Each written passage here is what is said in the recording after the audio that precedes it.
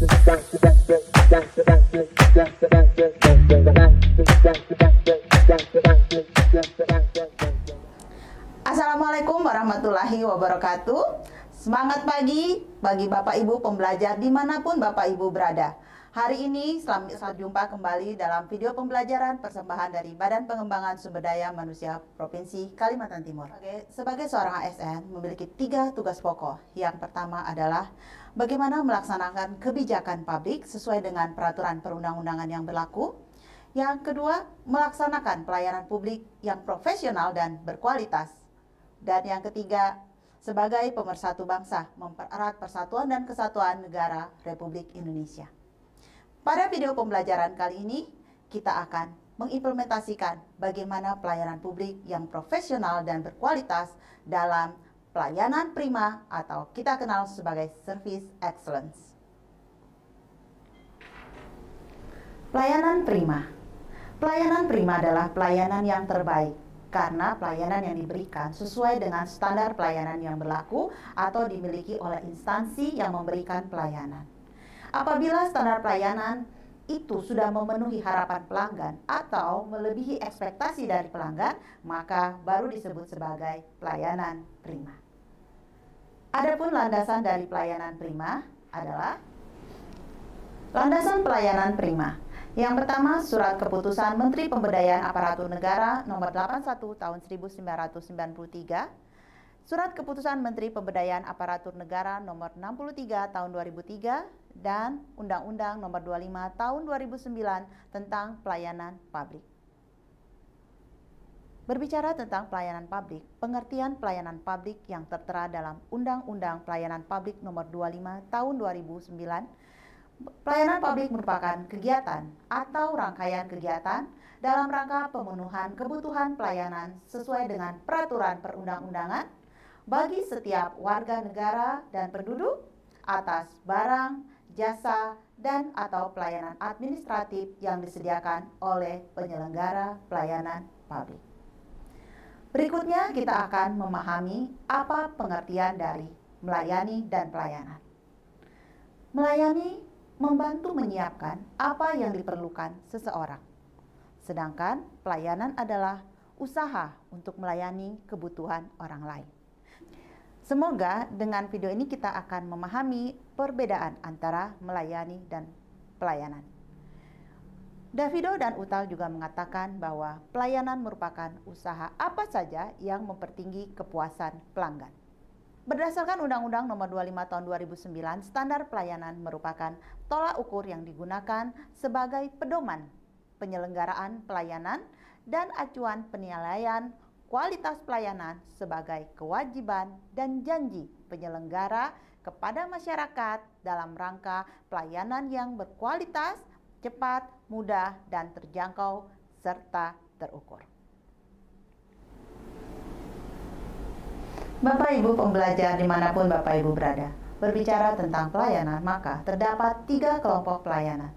Yang pertama adalah core service, yaitu pelayanan yang ditawarkan merupakan produk utama. Contoh, kalau hotel tentu saja menawarkan kamar, atau sebuah lembaga pelatihan tentu saja yang ditawarkan adalah pelatihan-pelatihan atau pendidikan-pendidikan informal lainnya. Yang kedua adalah facilitating service, yaitu pelayanan tambahan pada pelanggan yang sifatnya wajib. Contoh, pada pesawat, maka pelayanan tambahannya adalah check-in. Dan yang ketiga adalah supporting service. Supporting service merupakan pelayanan tambahan untuk meningkatkan nilai pelayanan. Contohnya, pada sebuah hotel maka dilengkapi dengan restoran atau sebuah lembaga pelatihan yang mungkin saja dilengkapi dengan sarana lainnya selain sarana pendidikan dan pelatihan seperti kafetaria atau sarana untuk berolahraga. Urgensi dari pelayanan prima. Mengapa pelayanan prima ini harus dilaksanakan dalam pemberian pelayanan kepada publik? Yang pertama adalah limited human capacity, yaitu adanya keterbatasan dari kapasitas sumber daya manusia. Lalu kemudian customer expectation. Kenapa? Karena ekspektasi dari customer kita selalu meningkat. Manusia selalu memiliki ekspektasi yang semakin meningkat dari hari ke hari. Lalu kemudian harus ada added value, ada nilai tambah dari pelayanan yang diberikan. Adanya high competition, bagaimana kita akan berkompetisi antara organisasi yang satu dengan organisasi yang lain, penyedia layanan satu dan penyedia layanan yang lainnya, sehingga harus benar-benar menawarkan suatu pelayanan yang prima. Lalu kemudian adalah growth service industry. Bagaimana industri pelayanan yang semakin banyak dan semakin berkembang. Itulah kenapa kita betapa harus memerlukan pelayanan prima. Wajib memberikan pelayanan prima dalam memberikan pelayanan publik. Manfaat dari pelayanan prima. Kita bagi atas 3, manfaat pelayanan prima untuk pelanggan, untuk diri sendiri, dan untuk organisasi. Untuk pelanggan, maka ketika kita memberikan pelayanan prima, pelanggan akan merasa dihargai dan diperhatikan kepentingannya. Pelanggan akan merasakan mendapatkan layanan yang profesional. Apa yang dibutuhkan oleh pelanggan akan terpenuhi, serta tentu saja pelanggan akan mendapatkan kepuasan yang lebih baik. Manfaat pelayanan prima terhadap diri sendiri yang pasti kita akan semakin percaya diri. Akan ada kebanggaan dan kepuasan pribadi ketika kita bisa memberikan layanan yang terbaik. Akan menambah ketenangan dan menumbuhkan semangat kerja. Dengan ketenangan dan semangat kerja yang baik tentu akan berdampak pada karir yang semakin terbuka dengan adanya promosi dan lain sebagainya. Serta akan berpengaruh terhadap kesejahteraan meningkat karena mungkin saja kita akan mendapatkan kenaikan bonus, insentif, gaji, atau upah. Manfaat dari pelayanan prima yang ketiga adalah terhadap organisasi. Citra pegawai semakin lebih profesional. Citra organisasi semakin meningkat. Eksistensi organisasi semakin mantap. Organisasi akan memiliki daya saing yang berkompetisi, memiliki peluang untuk berkembang dengan pesat, dan tentu saja akan berpengaruh terhadap pendapatan organisasi yang akan meningkat. Dari berbagai konsep pelayanan prima, maka terdapat 3 konsep dasar service excellence, atau kita singkat sebagai 3A. Yang pertama adalah attitude.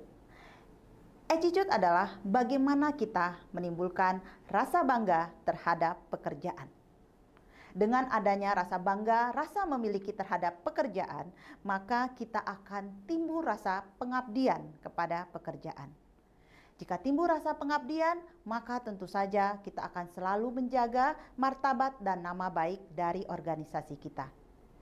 Karena dengan menjaga nama baik, kita akan memiliki rasa memiliki yang besar. Sehingga dengan adanya rasa memiliki yang besar terhadap organisasi, kita akan selalu menjaga organisasi kita. Tentu untuk menjaganya kita akan memberikan yang terbaik. Yang kedua adalah attention, perhatian.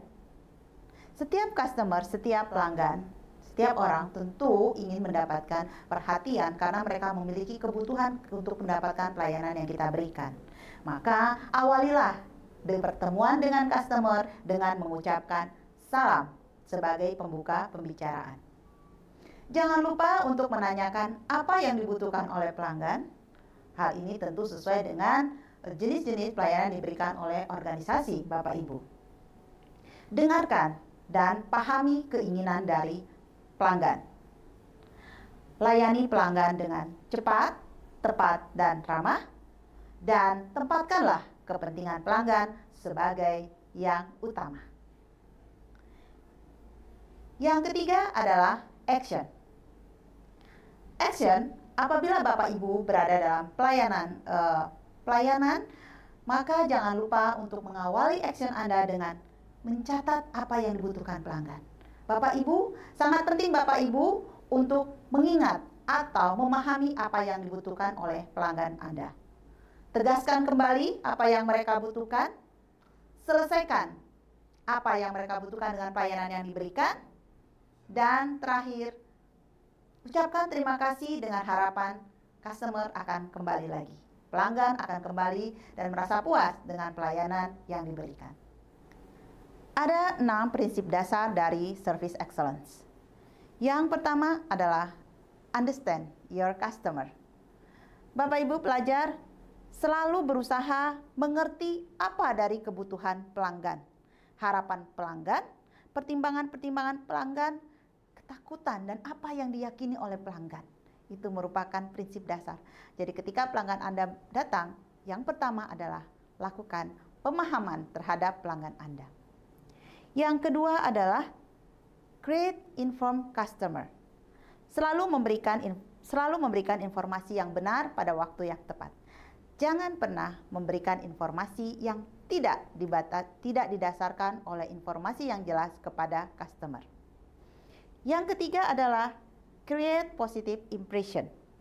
Selalu merencanakan proses-proses terkait dengan sumber daya manusia yang memberikan pelayanan, fasilitas-fasilitas, serta produk-produk yang berdampak positif terhadap pelanggan. Yang keempat, find a yes for and from the customers. Untuk mendapatkan kalimat yes dari customer, pasti kita harus selalu berusaha menemukan solusi atas kebutuhan pelanggan dan membuat pelanggan menyetujui dan merasa puas dengan solusi yang kita berikan. Yang kelima adalah practice consistency, yaitu selalu berusaha untuk memenuhi prinsip-prinsip yang berorientasi pada pelayanan. Jadi pelayanan yang kita berikan harus selalu meningkat dan konsisten setiap harinya. Dan tentu saja terkait dengan nomor 5, nomor 6 adalah never settle. Selalu lakukan untuk peningkatan-peningkatan yang berkesinambungan, continuous improvement. Karena ekspektasi dari customer atau pelanggan selalu meningkat dari hari ke hari sesuai dengan lingkungan dia berada. Berikut ini kita akan menyaksikan cuplikan dari video bagaimana pelayanan yang buruk dan pelayanan yang baik.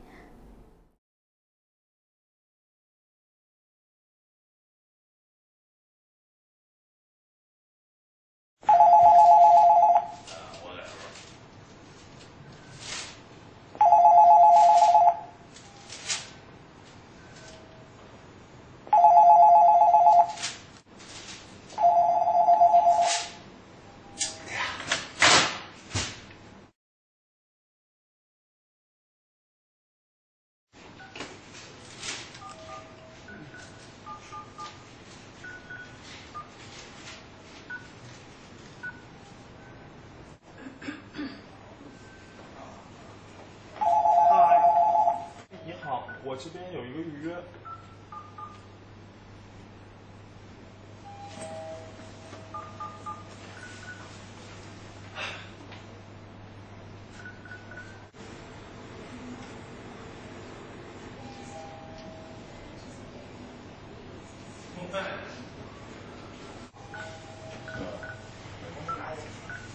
Excuse me. Sit down. Go sit down.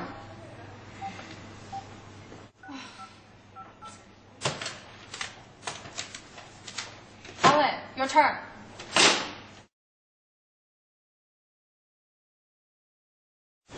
Excuse me, can you tell me where's the next English corner?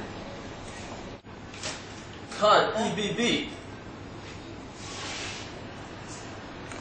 你这个 CC 是今天晚上7点。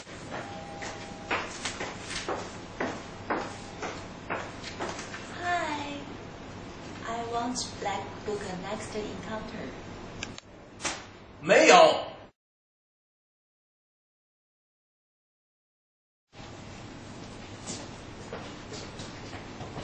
I wish to make a complaint.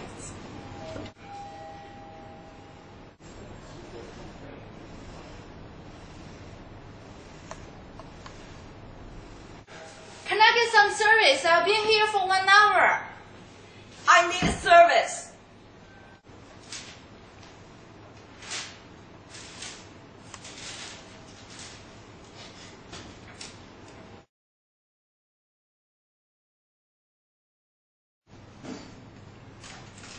Hey, 大家饿不饿？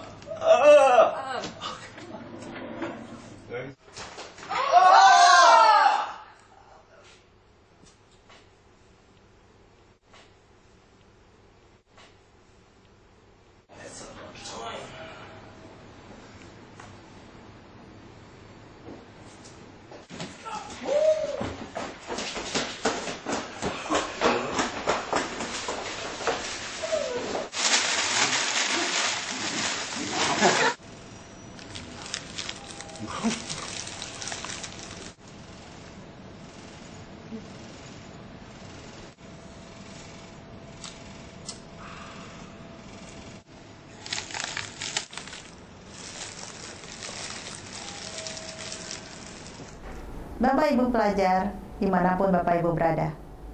Dari cuplikan video tadi tergambar beberapa pelayanan-pelayanan yang sebaiknya tidak kita berikan kepada customer kita. Karena ada tiga hal yang merupakan customer points dalam service excellence. Yang pertama, bagaimana ketika kita melayani dengan sikap yang sopan santun. Empati tentu saja, siapapun yang datang, selama mereka ada customer kita layanilah dengan empati dan layanan yang cepat dan tepat. Untuk menciptakan sebuah pelayanan prima yang diharapkan, maka kita harus melalui sebuah proses. Yang pertama adalah service process analysis. Jadi, bagaimana kita menciptakan sebuah pelayanan sudah melakukan sebuah tahapan-tahapan analisa, ya, tahapan tamat sehingga menciptakan suatu layanan yang memang bisa, yang suatu melalui proses yang bisa dipertanggungjawabkan dan memang kita memastikan bahwa dengan layanan yang diberikan akan meningkatkan kepuasan customer. Lalu kemudian set a target service of implementation. Tujuan dari pelayanan ini, targetnya seperti apa? Kita harus menentukan dulu agar pelayanan yang kita berikan ini terarah karena memiliki tujuan yang jelas. Lalu kemudian achieve the target of service implementation. Raihlah target pelayanan pada saat implementasi. Capailah apa yang telah ditujukan. Lalu kemudian kita evaluasi, evaluation of achievement.